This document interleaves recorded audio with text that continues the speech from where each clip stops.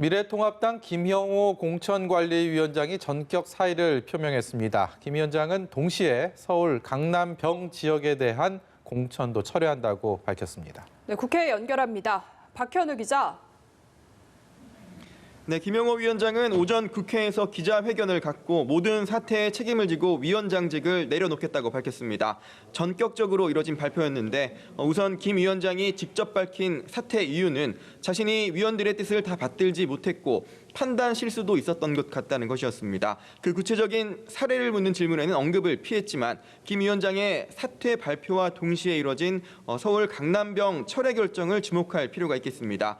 어제 서울 강남병 김미균 CG온 대표에 대한 공천 발표 이후 과거 김 대표가 SNS 등의 친문 성향으로 해석될 수 있는 글을 올린 사실이 알려지며 부적격 논란이 일었고 당 안팎에서도 이와 관련한 비판이 잇따르자 김 위원장이 이에 대한 책임을 지고 강남병 공천을 철회하며 자리에서 물러나는 모양새가 된 건데요. 이 같은 표면적인 이유에 더해 황교안 대표와 빚은 공천 갈등이 직접적인 요인이 아니냐는 분석도 나옵니다. 황교안 대표가 요구한 제2요구 6곳 중 2곳을 받아들이면서 당 지도부와 정면 충돌은 피했지만 이 과정에서 공관위가 일부 결정이 잘못됐다는 점을 인정한 셈이라 공신력의 위기를 공관위 스스로 자초한 꼴이 됐습니다. 실제 공천을 확정했다가 번복한 2곳뿐 아니라 다른 지역에서도 공정성 시비를 문제 삼는 목소리가 점차 커지는 분위기인데요. 김 위원장이 이런 상황에서 남은 공관위 활동에 힘을 실어주기 위해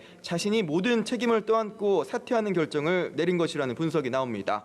아울러 김 위원장의 사퇴는 통합당 선대위원장으로 유력하게 거론되는 김종인 전 민주당 비대위 대표가 공관위의 공천에 대해 강하게 문제 제기를 하는 상황과도 무관치 않다는 해석이 나옵니다.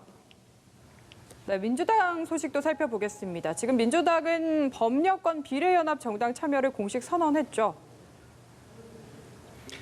네, 민주당은 오늘 오전까지 24시간 동안 이뤄진 권리당원 모바일 투표를 거쳐 비례연합정당 참여를 최종 확정했습니다. 투표에는 전체 권리당원 약 79만 명 중 30%인 24만여 명이 참여했는데요. 이 중 74%가 연합정당 참여에 찬성표를 던졌습니다. 강훈식 수석 대변인은 역대 최고 투표율에 74%의 찬성률이면 사실상 압도적인 지지를 받은 것이라고 설명했습니다. 참여를 확정한 뒤 가진 당 회의에서 이해찬 대표는 통합당의 반칙과 반개혁을 응징하고 개혁과 변화의 국정을 책임지라는 당원의 뜻을 받아들이겠다고 했습니다. 통합당의 비례대표형 정당인 미래한국당을 겨냥한 발언인데요. 이 대표는 통합당이 페이퍼 위성정당이란 탈법으로 유석을 도둑질하는 만행을 저질렀다고 비판하면서도 꼼수에 꼼수로 대응하는 것이 과연 옳으냐는 비판을 의식한 듯 당대표로서 국민께 이런 탈법과 반칙을 미리 막지 못하고 부끄러운 정치 모습을 보이게 돼 매우 참담하고 송구하다고 사과했습니다.